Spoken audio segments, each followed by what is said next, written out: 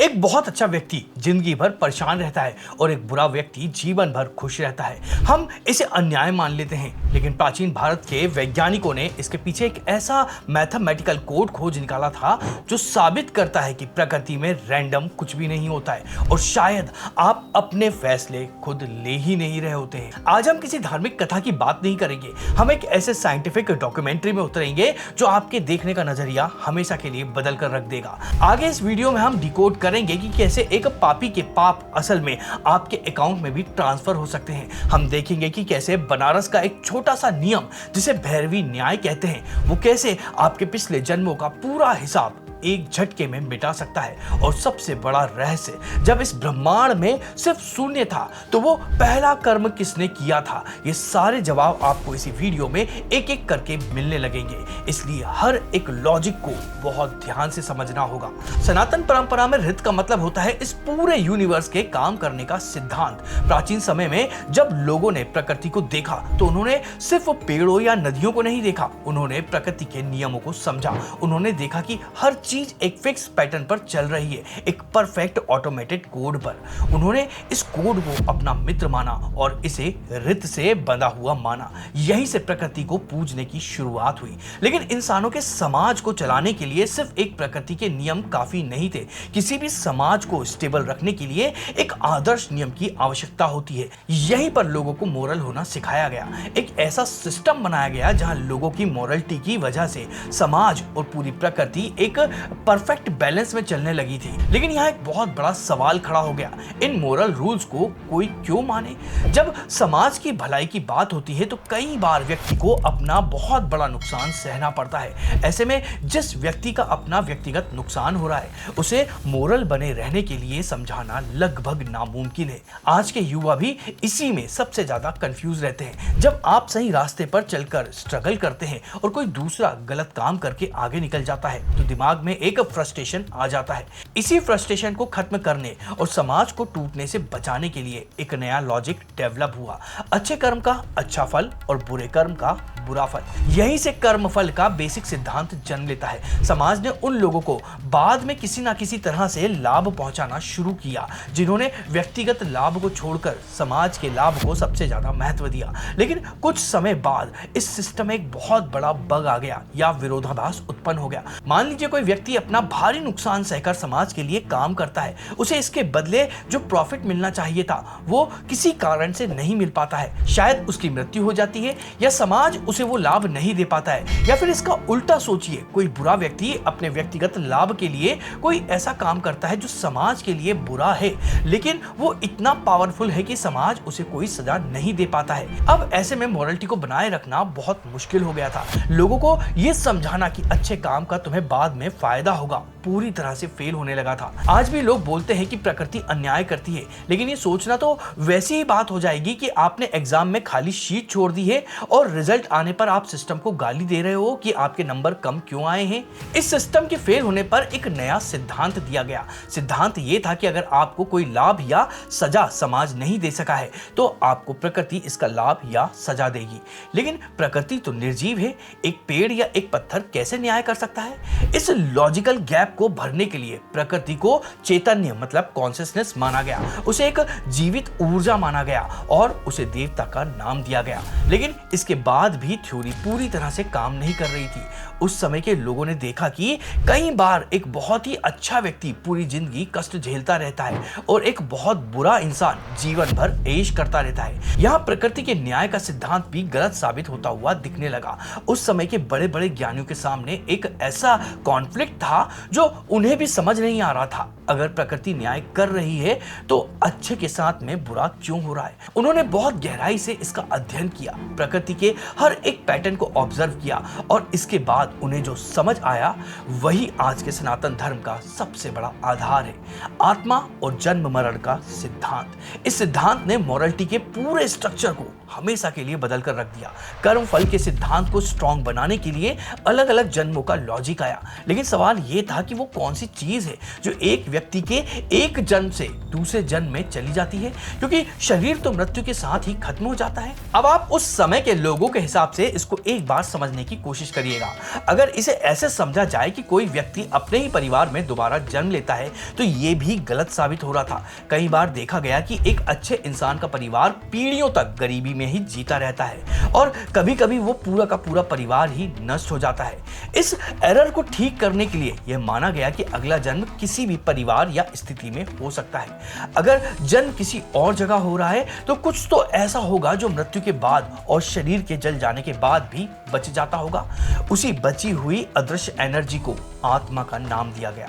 अब जाकर एक परफेक्ट कॉम्बिनेशन तैयार हुआ, कर्मफल का सिद्धांत, पुनर्जन्म का सिद्धांत और आत्मा के अस्तित्व का सिद्धांत। इन तीनों के कॉम्बिनेशन ने लोगों को मोरल बने रहने का दुनिया में सबसे अच्छा मोटिवेशन दिया। और सिर्फ इतना ही नहीं, इस सिद्धांत ने उस समय की एक और सबसे बड़ी प्रॉब्लम को सॉल्व कर दिया। अक्सर यह देखा जाता था कि कोई भी व्यक्ति जन्म से ही किसी बीमारी से जूझ रहा है, या कोई बच्चा पैदा होते ही मर जाता है, या कोई व्यक्ति किसी बहुत ही गरीब घर में जन्म लेता है। इस सिद्धांत की वजह से उस व्यक्ति को यह नहीं लगता था कि उसके साथ में प्रकृति अन्याय कर रही है। उसे यह पता था कि ये उसके पिछले जन्म का कोई बुरा कर्म है जो उसे इस जन्म में एक बीमारी या गरीबी के रूप में भुगतना पड़ रहा है।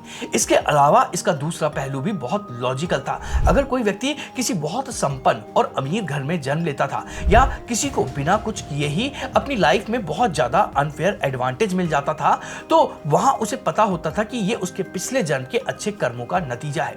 अगर वो इस जन्म में भी अच्छे कर्म करेगा तो उसे अगले जन्म में भी ऐसे ही शायद परिणाम मिलेंगे। और सबसे बड़ी बात, समाज के बाकी लोग भी उस अमीर या फिर लकी व्यक्ति को देखकर प्रकृति पर गुस्सा नहीं करते थे, क्योंकि उन्हें पता था कि ये कोई रैंडम लक नहीं है, बल्कि उसके पिछले जन्म की मेहनत है। यहां तक कर्मों का यह सिद्धांत पूरी तरह से स्थापित हो चुका था। समाज बिना किसी डर के एक मॉरल बैलेंस में जी रहा था। लेकिन हर थ्योरी की तरह इस सिद्धांत का भी विकास होना बाकी था। अब लोगों के दिमाग में और गहरा सवाल आया, आखिर ये डिसाइड कौन करता है कि किस कर्म का क्या फल मिलेगा? अरबों लोगों के अनगिनत जन्मों का पूरा डेटाबेस और हिसाब किताब कौन कर रहा है? यहां से यह समझ आ गया कि कोई एक ऐसी सुपर इंटेलिजेंस है जो ये सब कर रही है। वो प्रकृति को भी कंट्रोल करती है, क्योंकि कई बार प्रकृति किसी के साथ में अच्छा या बुरा करती है तो वो सुप्रीम पावर ही प्रकृति को निर्देश दे रही होती है। यही से सुप्रीम पावर या ईश्वर का कॉन्सेप्ट लोगों की समझ में आया। लेकिन जैसे ही ईश्वर की एंट्री हुई, एक ऐसा पैराडॉक्स खड़ा हो गया जिसने आगे चलकर पूरे दर्शन शास्त्र को ही दो हिस्सों में फाड़ कर रख दिया। अगर ईश्वर सब कुछ कंट्रोल कर रहा है तो इंसान के अच्छे या बुरे कर्मों का जिम्मेदार इंसान कैसे हो सकता है? क्या हमारे पास में कोई फ्री विल है भी या नहीं? लोगों ने यह तो समझ लिया था कि मनुष्य को उसके कर्मों का फल देने के लिए कई बार प्रकृति नहीं बल्कि दूसरे लोग ही कारण बनते हैं। इसका मतलब यह है कि यदि किसी को उसके पिछले जन्म के कर्मों का दंड मिलना है तो सुप्रीम पावर सिर्फ भूकंप या बाढ़ का उपयोग नहीं करती है, वो दूसरे मनुष्य को भी एक टूल की तरह उपयोग करती है। यहां से यह माना गया कि जो ईश्वर है वो प्रकृति के साथ साथ मनुष्य को भी कंट्रोल कर रहा है और वो मनुष्य से भी अपनी इच्छा के अनुसार काम करवाता है। आगे चलकर यह विचार कुछ इस तरह बना कि मनुष्य भी प्रकृति का ही एक रूप है, बस उसमें आत्मा है, इसलिए वो एक जीवित प्रकृति है।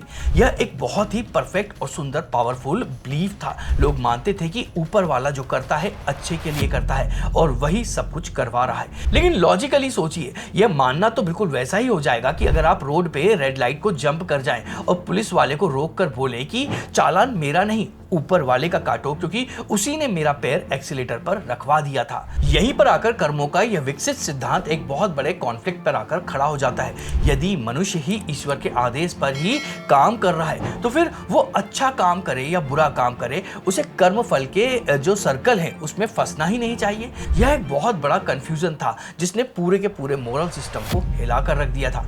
इसका सहारा लेकर कोई भी व्यक्ति किसी के साथ में बहुत बुरा व्यवहार कर सकता था और वो बड़ी आसानी से यह कहकर बच सकता था कि मैंने उसके साथ में कोई बुरा नहीं किया है, बल्कि ये तो उसके पिछले जन्म के बुरे कर्म थे जो ईश्वर ने मेरे द्वारा उसे फल के रूप में दिए हैं, इसलिए मैं गलत नहीं हूं, मैं तो बस ईश्वर का एक एजेंट हूं। अब इस कंडीशन में मॉरलिटी को बनाए रखने के लिए बनाए गए सारे पुराने सिद्धांत पूरी तरह से फेल हो जाते हैं, क्योंकि यदि सारा कंट्रोल भगवान का है तो पाप और पुण्य भी उसी के अकाउंट में ही जाना चाहिए। यहां से एक और बड़ी प्रॉब्लम जन्म लेती है, मनुष्य जो भी करता है क्या वो अपनी मर्जी से करता है? मतलब क्या हमारे पास में कोई फ्री विल होती है या फिर फ्री विल जैसा कुछ भी होता ही नहीं है, सब कुछ ईश्वर ही पहले से तय करके बैठा हुआ है? यह प्रश्न इतना जटिल था कि उस समय के सबसे बड़े ज्ञानी भी इस गुत्थी में बुरी तरह से उलझ गए थे। आप ऋग्वेद के एक मंत्र की एक छोटी सी लाइन से उस समय के लोगों की इस भारी दुविधा को बहुत अच्छे से समझ सकते हैं। वो मंत्र एक बहुत ही गहरा प्रश्न पूछता है। वो कहता है कि सृष्टि का कौन है करता, करता है या अकर्ता, किसे है पता, किसे है पता। यहीं से हम देख सकते हैं कि कैसे अब एक ही कॉन्सेप्ट के अंदर दो अलग अलग सिद्धांत उत्पन्न होने लगे हैं। पहला सिद्धांत कहता है कि ईश्वर ही सब कुछ कर रहा है और दूसरा सिद्धांत कहता है कि ईश्वर मनुष्य के जीवन में कोई भी हस्तक्षेप नहीं करता है। इन्हीं दोनों थ्योरी ने आगे चलकर भारतीय दर्शन को दो बिल्कुल अलग रास्तों पर बांट दिया। आगे चलकर पहले सिद्धांत को मानने वालों में से माधवाचार्य का द्वैत वेदांत सबसे प्रमुख है। उनका मानना है कि ब्रह्मांड में केवल दो ही तत्व हैं, एक स्वतंत्र और दूसरा अस्वतंत्र। जैसे एक वीडियो गेम का कोडर ही पूरा का पूरा गेम कंट्रोल करता है, वैसे ही केवल ईश्वर स्वतंत्र है। जीव और प्रकृति पूरी तरह से अस्वतंत्र है और ईश्वर के अधीन है। श्रीमद् भागवत गीता के 11वें अध्याय में भी इसका स्पष्ट प्रमाण मिलता है, जिसे निमित्त सिद्धांत कहते हैं। महाभारत के युद्ध में श्री कृष्ण अर्जुन से कहते हैं कि ये सभी योद्धा मेरे द्वारा पहले ही मारे जा चुके हैं, जो होना है वो पहले ही तय है, तुम्हें तो बस एक निमित्त मतलब मीडियम बनना है। कश्मीर सेव दर्शन भी इसी पहले सिद्धांत का समर्थन करता है। इसे स्वतंत्र सिद्धांत मतलब एब्सोल्यूट फ्री विल कहते हैं।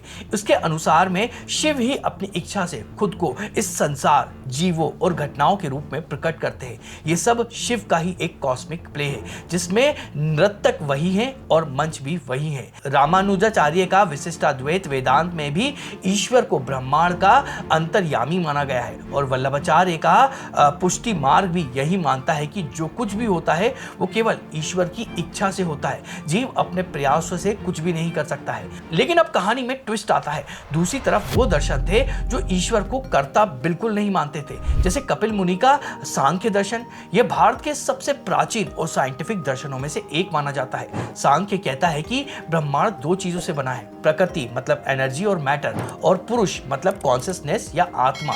लेकिन इसमें पुरुष या आत्मा को पूरी तरह से निष्क्रिय मतलब पैसिव माना गया है। वो कुछ नहीं करता है, वो सिर्फ एक साक्षी है। यह सारा एक्शन सिर्फ प्रकृति ही करती है, जो कि तीन गुणों से बंधी हुई है। जैन दर्शन इस मामले में सबसे स्पष्ट और अड़िग है। जैन धर्म किसी भी ऐसे ईश्वर को सिरे से नकारता है जो दुनिया बनाता है और चलाता है।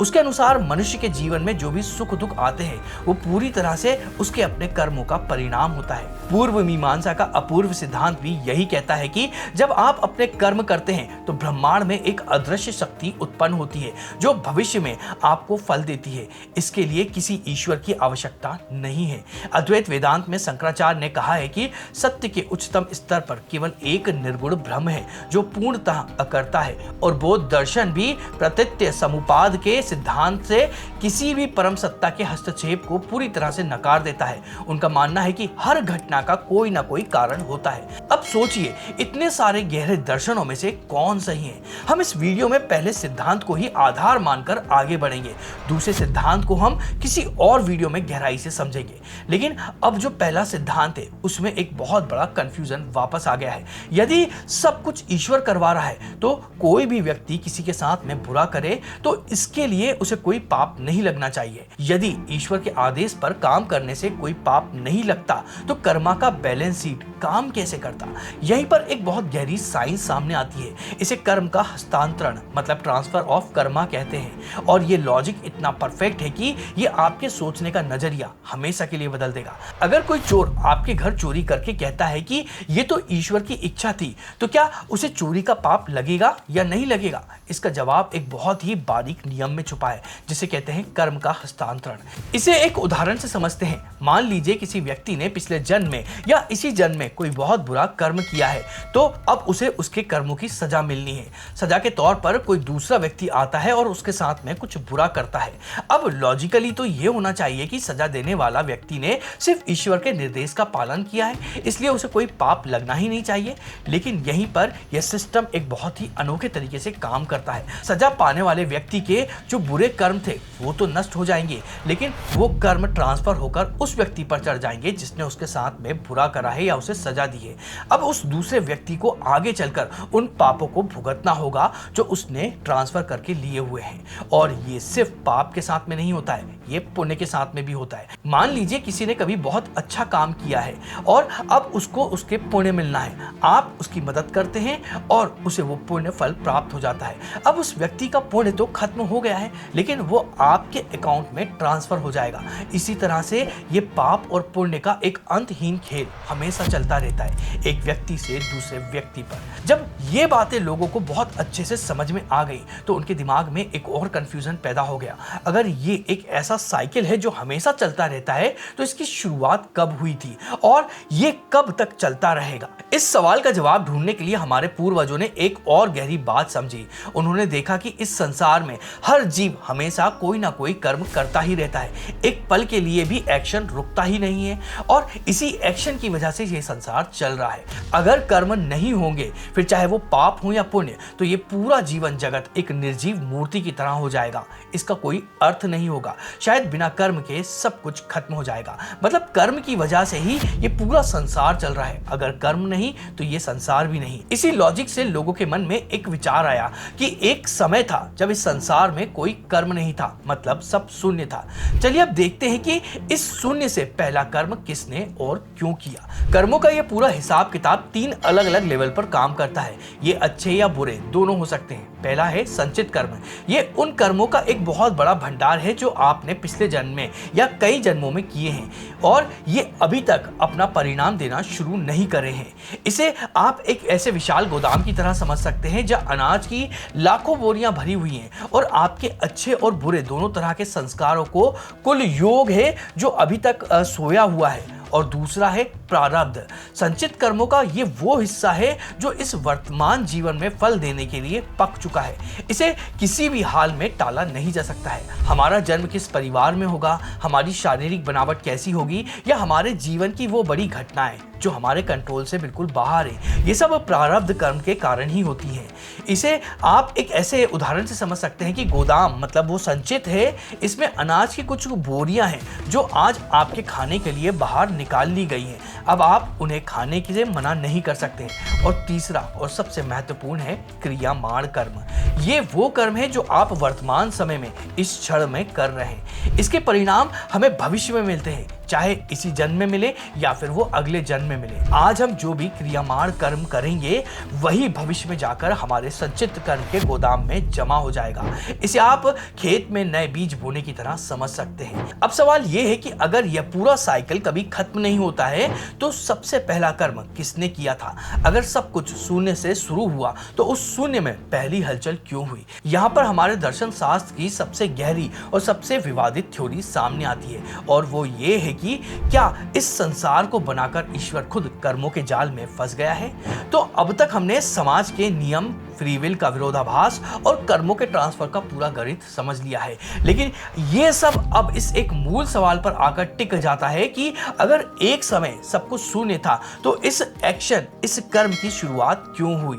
दार्शनिक रूप से जिसे हम शून्य कह रहे हैं उसे उपनिषदों में अव्यक्त या फिर ब्रह्म कहा जाता है और यह विचार कि शून्य भी एक अवस्था है, यह बहुत ही गहरा और साइंटिफिक है। अगर शून्य का मतलब सिर्फ अभाव या फिर नथिंगनेस होता तो उससे कुछ भी उत्पन्न नहीं हो सकता था। जो चीजें है ही नहीं वो कुछ बना कैसे सकती है? इसलिए उस शून्य को पूर्ण माना गया, एक ऐसी अवस्था जिसमें इस पूरे ब्रह्मांड को बनाने की शक्ति बीज के रूप में पहले से ही मौजूद थी। इस पूर्ण अवस्था में जो सबसे पहली हलचल हुई, जो पहला वाइब्रेशन हुआ, उसे ही आदि कर्म या स्पंदन कहा जाता है। लोगों ने माना कि उस शून्य को ही ईश्वर कहते हैं और उसी ईश्वर ने सबसे पहले कर्म को उत्पन्न किया और इस कर्म से ही यह पूरा का पूरा संसार बना है। लेकिन जैसे ही यह थ्योरी सामने आई, एक और बहुत बड़ा कंफ्यूजन पैदा हो गया। अगर इस संसार को बनाने का कर्म ईश्वर ने किया है तो क्या वो खुद इस कर्म के फल से दूषित हुआ है या नहीं हुआ है? क्या ईश्वर भी कर्मों के नियमों से बंधा हुआ है? यहां से यह पूरा का पूरा सिद्धांत फिर से दो अलग अलग विचारधाराओं में बट गया। एक विचारधारा मानती है कि इस संसार को बनाने की वजह से ईश्वर खुद कर्म फल के दोष में आ गया है और दूसरी विचारधारा मानती है कि ईश्वर कभी भी किसी दोष में नहीं आ सकता है, वो हमेशा ही शुद्ध रहता है। यह भारतीय दर्शन की सबसे गहरी और मौलिक गुत्थी है। पहली विचारधारा मानती है कि ईश्वर कर्म फल के बंधन में बंधा हुआ है, उसे परिणामवाद कहा जाता है। यह विचारधारा मानती है कि यदि ईश्वर ने संसार बनाया है तो वो इसका उत्पादक कारण भी है। इसका मतलब यह है कि ईश्वर स्वयं ही इस संसार के रूप में बदला हुआ है। इसका तर्क बहुत ही सिंपल है, जैसे दूध ही दही बनता है वैसे ही ईश्वर ही ये जगत बना है। इसका परिणाम बहुत ही खतरनाक है। अगर ये जगत ईश्वर का ही बदला हुआ रूप है और इस जगत में दुख, दोष और पाप है तो इसका मतलब है कि वो सब ईश्वर के ही अंश हैं। इस मत के अनुसार इस दुनिया को बनाने की प्रक्रिया में ईश्वर खुद को सीमित कर लेता है और इस तरह वो भी कर्मों के नियमों से बंध जाता है। इसे आज के मॉडर्न विज्ञान के पैंथिज्म के कुछ रूपों में देखा जाता है, जहां माना जाता है कि यूनिवर्स ही भगवान है।